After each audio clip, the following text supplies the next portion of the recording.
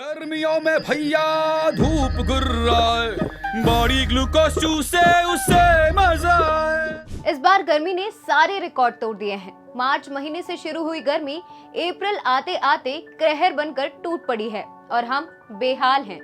देश का करीब 75% हिस्सा गर्मी के कहर से जूझ रहा है। इसकी चपेट में करीब 80% आबादी है। मार्च का महीना पिछले 122 साल में सबसे गर्म रहा है। देश के 33 शहरों में तापमान 45 डिग्री के पार हो गया है और आने वाले दिनों में तापमान लगातार बढ़ेगा। लेकिन इतनी गर्मी पड़ने की वजह क्या है, आइए जानते हैं। मार्च से लेकर अब तक देश में 4 हीट वेव देखी जा चुकी हैं। हीट वेव का मतलब जब किसी क्षेत्र में कई दिनों तक लगातार तेज गर्मी और लू का दौर चलता है तो उसे हीट वेव साइकिल कहते हैं। मौसम विभाग के मुताबिक जब मैदानी क्षेत्रों में टेम्परेचर 40 डिग्री सेल्सियस या उससे ज्यादा हो, कोस्टल एरिया में 37 डिग्री सेल्सियस और पहाड़ी क्षेत्रों में 30 डिग्री सेल्सियस रिकॉर्ड किया जाता है तो उन क्षेत्रों में हीट वेव की घोषणा की जाती है। मार्च से लेकर अब तक देश में करीब 26 दिन हीट वेव रही। पिछले 1.5 महीने में हीट वेव के 4 दौर रह चुके हैं।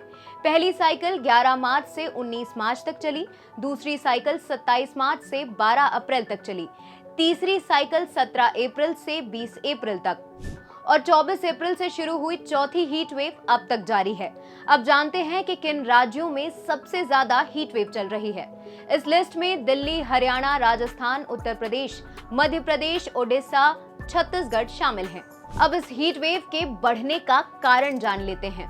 पहला कारण है कि पैसिफिक और अटलांटिक ओशन में इस समय सामान्य से कम हवा है और यहाँ के तापमान का सीधा असर भारत और उसके आसपास के देशों में पड़ रहा है।